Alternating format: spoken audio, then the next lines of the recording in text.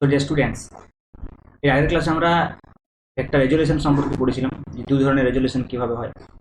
একটা রেজুলেশন বলেছিলাম যে পারপেন্ডিকুলার রেজুলেশন, আর একটা রেজুলেশন বলেছিলাম আমরা যে যখন পরস্পর সঙ্গে পারপেন্ডিকুলার নয়। পারপেন্ডিকুলার রেজুলেশন বলতে আমরা যেটা বলেছিলাম সেটা হচ্ছে যে কোনো একটা ভেক্টরকে যদি দুটো ভাগে ভাগ করা হয় তাহলে ভেক্টর দুটোর যে বিভাজনটা, স্প্লিটেড যে পার্টগুলো হবে সেই পার্টগুলো পরস্পরের সঙ্গে লম্ব। ওকে, তো আমরা বলেছিলাম যে লম্ব উপাংশের বিভাজন, এবং তাছাড়াও আমরা বলেছিলাম যে ওই দুটো পার্ট, যে দুটো পার্টকে আমরা ভেঙে দিচ্ছি, একটা ভেক্টরকে যে দুটো পার্টে আমরা স্প্লিট করছি সেই দুটো পার্ট পরস্পরের সঙ্গে লম্ব হতে পারে, সেটা ছিল কেস 1। আবার পরস্পরের সঙ্গে লম্ব নাও হতে পারে, সেটা ছিল কেস 2। ওকে, তো আমি যদি একটু ব্যাপারটাকে রিমাইন্ড করি আমরা বুঝতে পারবো যে সাপোজ এটা এনি ভেক্টর, যে কোনো একটা ভেক্টর, এই ভেক্টরটাকে আমি দুটো পার্টে যদি স্প্লিট করি, সাপোজ একটা পার্ট যদি থাকে এই বরাবর, তাহলে আরেকটা পার্ট থাকবে এর সঙ্গে লম্ব। তাহলে এটি ছিল আমাদের লম্ব উপাংশের বিভাজন। এবং আমরা দেখেছিলাম যে এর যদি আর ভেক্টর হয় তাহলে আর ভেক্টরের যদি ম্যাগনিটিউড হয় আর, তাহলে এই অ্যাঙ্গেলে যদি থাকে আলফা, তাহলে আর এর এই বরাবর অনুভূমিক বরাবর যে উপাংশ সেটা ছিল আর কস আলফা, এবং উলম্ব বরাবর যে উপাংশ সেটা ছিল R sine alpha. R sine alpha, but যদি এরা পরস্পর সঙ্গে লম্ব না হয়, অর্থাৎ আর কস আলফা আর সাইন আলফা যদি পরস্পর সঙ্গে লম্ব না হয়, তখন আমরা ত্রিভুজের সাইন সূত্র অ্যাপ্লাই করে করেছিলাম। ওকে, এটাও আমরা করেছিলাম। তো এইখানে প্রবলেমসগুলো যেগুলো আমি এখানে রেখেছি, সেই প্রবলেমসগুলো দুটোর উপরে বেস করে থাকবে। কয়েকটা প্রবলেম থাকবে লম্ব উপাংশ বিভাজনের উপর, আর একখানা বা দুখানা প্রবলেম থাকবে যে যখন পরস্পর সঙ্গে লম্ব উপাংশের নয় তখন আমরা কিভাবে সাইন সূত্র অ্যাপ্লাই করে কিভাবে প্রবলেম সলভ করতে পারি। তাহলে এখানে আমরা যদি ফার্স্ট প্রবলেমটা দেখি, আমাদের কি বলছে যে বস্তুটির উপর প্রযুক্ত অনুভূমিক ও উলম্ব বরাবর বল নির্ণয় করো, প্রযুক্ত বল নির্ণয় করো।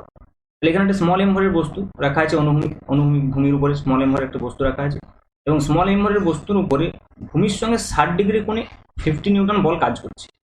ওকে, তাহলে যদি আমরা এই পিকচারটার সঙ্গে কম্পেয়ার করি, এই সিচুয়েশনটার সঙ্গে আমরা কম্পেয়ার করি, এখানে আমরা দেখতে পাই যদি একটা আর ভেক্টর যদি একটা নির্দিষ্ট অ্যাঙ্গেলে কাজ করে, তাহলে অনুভূমিক বরাবর উপাংশ হচ্ছে আর কস আলফা, আর উলম্ব বরাবর উপাংশ হচ্ছে আর সাইন আলফা। তাহলে এখানে আলফাটা হচ্ছে 60 ডিগ্রি। তাহলে 50 নিউটন বলটি যে দুটো উপাংশ হবে, একটা হবে এই বরাবর, সেটা হবে 50 cos 60। ওকে, আর এই বরাবর যেটা হবে সেটা হবে অবশ্যই 50 sin 60। এটা অনুযায়ী 50 sin 60 তাহলে আমরা লিখতে পারি প্রযুক্ত বলের অনুভূমিক এবং উলম্ব উপাংশ আমাকে নির্ণয় করতে বলছে, অর্থাৎ যে বলটা প্রযুক্ত হচ্ছে অনুভূমিক বরাবর কত বল প্রযুক্ত হচ্ছে আর উলম্ব বরাবর। তাহলে অনুভূমিক বরাবর প্রযুক্ত বল আমি এখানে বলতেই পারি যে অনুভূমিক বরাবর প্রযুক্ত বল এফ। ওকে, আমি যদি বলি ভূমির সঙ্গে সমান্তরাল, এফ প্যারালাল, এ বলি কি বলি ভূমির সঙ্গে সমান্তরাল হচ্ছে, এটা হচ্ছে কত 50 cos 60। আমরা যদি cos 60 হাফ, 50 ইন্টু হাফ, তাহলে এটা হয়ে যাবে 25 নিউটন। আরেকটা উপাংশ আমাদের রয়েছে, যেটা হচ্ছে পারপেন্ডিকুলার উপাংশ ভূমির সঙ্গে, সেটা হচ্ছে 50 sin 60। ওকে, আবার sin 60 মানে আমরা জানি √3/2, তাহলে 50 ইন্টু √3/2 হবে 25 √3 নিউটন। নিউটন দিয়েছেন আর নিউটন। ওকে, তো এইভাবে আমরা প্রবলেমটা সলভ করতে পারবো ভেরি ইজি। নেক্সট প্রবলেম থেকে যাই। এখানে কি বলছে, নততলে উপস্থিত 2 কেজি ভরের বস্তুটির উপর নততল বরাবর এবং নততলের সঙ্গে লম্ব দিকে ওজনের উপাংশ নির্ণয় করো। আমরা জানি যে কোনো বস্তুর ভর যদি এম হয় তাহলে ওজন আমরা জানি এমজি। ওকে, এমজি। তাহলে এমজির দুটো উপাংশ আমাকে এখানে নির্ণয় করতে বলেছে। একটা উপাংশ কোন বরাবর হবে, একটা উপাংশ নততল বরাবর এই বরাবর, আর একটা উপাংশ নততলের সঙ্গে লম্ব। ওকে, তাহলে আমরা জানি যে ওয়েটটা কোনখানে কাজ করবে। এখানে আমি যদি ছবিটা রিড্র করি আমরা বুঝতে পারবো বিষয়টা। জাস্ট যদি আমাদের নততলটা হয়, এই অ্যাঙ্গেলে যদি থিটা হয়, এখানে যদি আমাদের একটা অবজেক্ট থাকে, যে কোনো এনি অবজেক্ট মাস এম সাপোজ আমি বলছি, তাহলে কিন্তু ওয়েট কাজ করবে এই বরাবর, এমজি ডাউনওয়ার্ডস কাজ করবে। আর এই অ্যাঙ্গেলে যদি থিটা হয়, আমরা সিম্পল জিওমেট্রি করলে বুঝতে পারবো যে এইখানের অ্যাঙ্গেলটা অবশ্যই থিটা হবে, এই অ্যাঙ্গেলটা অবশ্যই থিটা হবে। কেন এই অ্যাঙ্গেলটা থিটা হবে? না, যেহেতু এখানে একটা সমকোণী ত্রিভুজ আমরা পেয়ে গেছি অলরেডি, এটা একটা সমকোণী ত্রিভুজ, এই যদি থিটা হয় এটা কত হবে 90 ডিগ্রি। অবভিয়াসলি এটা লম্ব আছে, এটা 90 ডিগ্রি, এটা থিটা, তাহলে এই অ্যাঙ্গেলটা কত হবে, অ্যাঙ্গেল হবে 90, এটা থিটা, এটা 90, এটা যদি 90 minus theta, 90 minus theta plus 90 plus theta করলে 180 হবে। এটা যদি থিটা যদি 90 হয় তাহলে এটা অবশ্যই 90 মাইনাস থিটা হবে। এই অ্যাঙ্গেলটা 90 মাইনাস থিটা। আবার আমরা দেখতে পাচ্ছি যে এই যে পুরো অ্যাঙ্গেলটা 90, কারণ এটা লম্ব টেনেছি, তাহলে এই পুরো অ্যাঙ্গেলটার কথা আমরা যদি বলি তাহলে 90, আবার এইটুকু হচ্ছে 90 মাইনাস থিটা, আর পুরোটা যদি 90 হতে হয় তাহলে অবশ্যই এটা থিটাই হবে, অ্যাঙ্গেলটা থিটা হবে। ওকে, তাহলে আমরা যদি বলি এমজির দুটো উপাংশ, এমজির এই বরাবর একটা উপাংশ থাকবে ভূমির সঙ্গে এই অনুভূমিক তলের সঙ্গে লম্ব, নতলের সঙ্গে লম্ব দিক বলছে। লম্ব দিক মানে এখানে এখানে যেহেতু আমার এমজির এদিকে কাজ করছে, তাহলে এমজির দুটো উপাংশ কোন দিকে থাকবে? এদিকে একটা থাকবে যেটা হয়ে যাবে mg cos theta, cos theta, আর এইদিকে একটা থাকবে যেটা হয়ে যাবে mg sine theta, mg sine theta. Okay, তাহলে যেদিকে আমরা জানি, আমরা দেখি যেদিকের অ্যাঙ্গেলটা রয়েছে সেদিকে কস হচ্ছে। যেমন আমরা আগের প্রবলেমটাতে যদি দেখি, এদিকে আলফা ছিল তো এদিকটা কস হয়েছে, আর তার সঙ্গে লম্ব দিকটা সাইন হয়েছে। ওকে, তাহলে এখানেও সিমিলারিটি, যেহেতু এই দিক বরাবর এমজি আছে, তাহলে এমজির এই দিকের উপাংশ কত হবে? কস, এবং এই দিকের উপাংশ হবে সাইন, সাইন। তাহলে আমার যেটা বলছে নততলের সঙ্গে লম্ব দিক মানে কোনটা? নততলের সঙ্গে লম্ব দিক এটা এমজি কস থিটা। তাহলে আমি বলতে পারি নততলের সঙ্গে লম্ব দিকে, নততলের সঙ্গে লম্ব দিকে, সঙ্গে লম্ব দিকে উপাংশ, উপাংশ equal to MG cos theta. এখানে এম কত দেওয়া আছে? 2 কেজি। জিটা আমরা 10 ধরতে পারি for simplicity. G equal to আমরা 10 মিটার পার সেকেন্ড স্কয়ার ধরলাম। ওকে, আর কস থিটা মানে থিটা 30 ডিগ্রি আছে, তাহলে কস 30, কস 30 মানে √3/2, 2 into 10 into √3/2, 2 two cancel out, 10√3 newton, 10√3 newton. Okay, আর নবতলের সঙ্গে লম্ব দিক, নবতল বরাবর কত হবে? নততল বরাবর যদি জানতে চাই, নততল বরাবর, নততল বরাবর যেটা হবে এটা হচ্ছে MG sine theta, mg sine theta. এখানে এম কত? এম হচ্ছে 2 ইন্টু 10 ইন্টু সাইন 30, সাইন 30 হচ্ছে হাফ, মানে 10 নিউটন, 10। ওকে, তাহলে এই বরাবর হবে, এই বরাবর হবে না, এই বরাবর, এমজিটা এই বরাবর আছে। ওকে, তাহলে এই বরাবর হয়ে যাচ্ছে লম্ব দিকে হয়ে গেল 10√3, আর এই দিক বরাবর হয়ে গেল 10। ওকে, নতল বরাবর 10 নিউটন, নতল লম্ব 10। আমাদের কিন্তু এই কনসেপ্টটি কিন্তু নিউটনস ল চ্যাপ্টারে প্রচুর ইউজ হবে। ওকে, তাই আমি প্রবলেমটা এখানে দিয়েছি, এবং এটা অ্যাপ্লিকেশন অ্যাকচুয়ালি লম্ব উপাংশে বিভাজন। Good exam. নেক্সট বলছি যে অনুভূমিকের সঙ্গে 45 ডিগ্রি কোণে 30 নিউটন বল দ্বারা একটি বস্তুকে ঠেলা হলো। সাপোজ আমার কাছে এখানে একটা বস্তু আছে, যে বস্তুটার ভর এখানে দিয়ে দিয়েছে 2 কেজি। ওকে, সাপোজ আমি এম ধরলাম, প্রথমে এম ভরের একটা বস্তু রয়েছে। এম ভরের বস্তুটিকে বলছে যে 30 নিউটন বল দ্বারা একটি বস্তুকে ঠেলা হচ্ছে 45 ডিগ্রি কোণে অনুভূমিকের সঙ্গে, তার মানে এইভাবে ঠেলা হচ্ছে।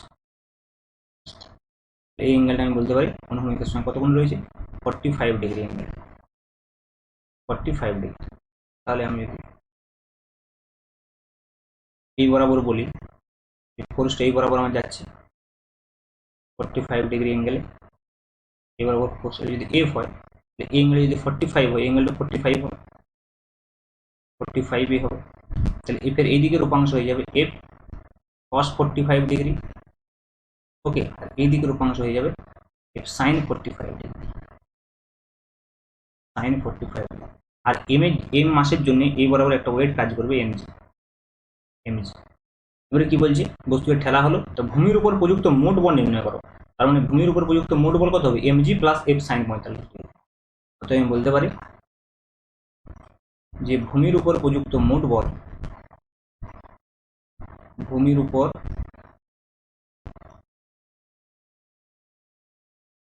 প্রযুক্ত মোট বল equal to mg plus F sign.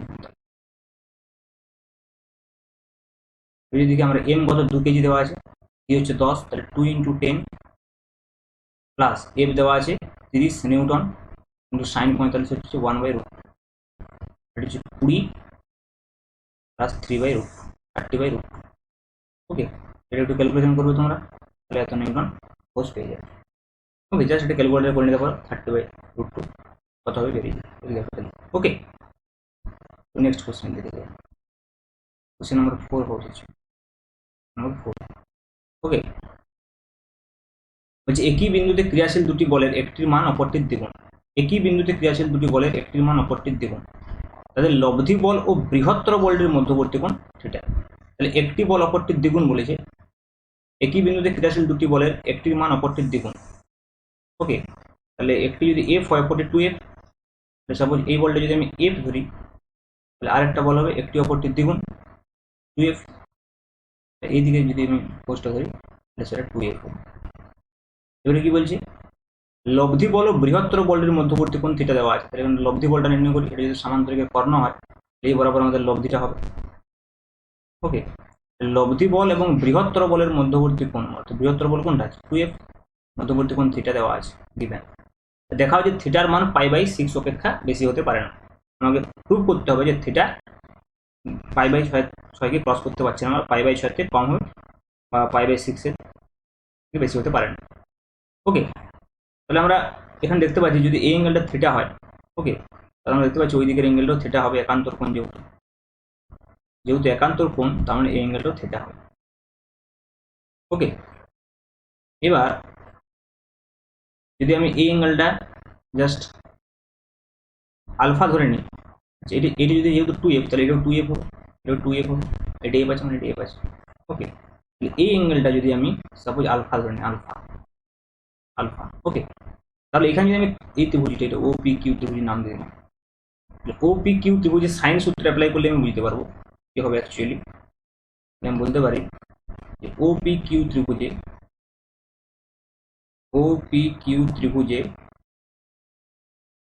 Sign সূত্র প্রয়োগ করে পাই,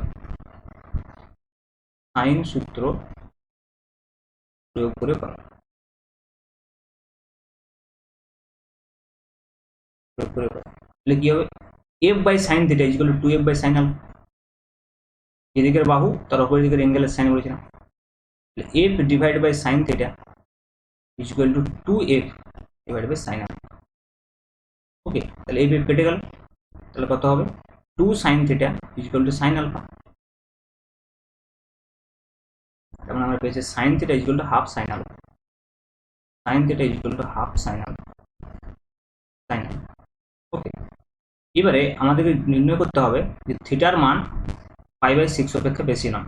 তার জন্য আমরা দেখবো যে সাইন আলফার লিমিট কি। সাইন আলফা আমরা জানি ত্রিকোণমিতি থেকে আমরা পড়েছি যে সাইন বা কসের ভ্যালু এইটার মধ্যে লাই করে, -1 < sin আলফা < 1। যদি আমি এই দিকটা নিই, এই হাফ ইনইকুয়ালিটিটা নিই, তাহলে আমি বুঝতে পারছি যে সাইন আলফা হয়ে যাবে < 1।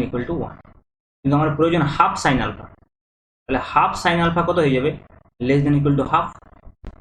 তাহলে হাফ সাইন আলফা যদি < হাফ হয়, তাহলে হাফ সাইন আলফা সমান সাইন থিটা আছে। তার মানে এখানে আমি বলতে পারি এটা থেকে যে সাইন থিটা < হাফ। কারণ কি হাফ সাইন আলফা < হাফ, যেহেতু সাইন আলফা < 1, তাহলে হাফ সাইন আলফা < হাফ, আবার হাফ সাইন আলফা মানে কত সাইন থিটা, তাহলে obviously sine theta < half, sine theta < half. মানে থিটা কত π/6, থিটা π/6, অর্থাৎ থিটার মান π/6 অপেক্ষা বেশি হতে পারে। ওকে, এইভাবে কিন্তু আমরা সাইন সূত্রে অ্যাপ্লাই করেও এই ধরনের প্রবলেমগুলো করতে পারবো। ওকে, যদিও এটা ভেক্টর বিভাজনের প্রবলেম নয়, বাট এই কনসেপ্টটা কাজে লাগলো, যেভাবে আমরা ভেক্টর বিভাজন করেছিলাম সাইন সূত্র ইউজ করে, তাই আমি এই প্রবলেমটা এখানে ব্যবহার করেছি। ওকে, তো এইগুলো কয়েকটা প্রবলেম, হ্যাঁ, যে প্রবলেমগুলো করলে মোটামুটি তোমাদের যে ভেক্টর বিভাজন ভেক্টর রেজলিউশন ইনটু কম্পোনেন্ট সম্পর্কে একটা আইডিয়া তৈরি হবে। ওকে, তো আজকের ক্লাসে এখানে থাকলো। নেক্সট ক্লাসে আমরা পড়বো স্থানাঙ্কের সাহায্যে কীভাবে আমরা ভেক্টরকে প্রকাশ করতে পারি। এছাড়াও আমরা পড়বো যে এই বিভাজন প্রক্রিয়ায় কীভাবে সংযোজন করা যায়। ওকে, প্রথমে আমরা বিভাজন প্রক্রিয়ার সংযোজনটা পড়ে নেব, তারপরে আমরা স্থানাঙ্কের সাহায্যে ভেক্টরের প্রকাশ করব।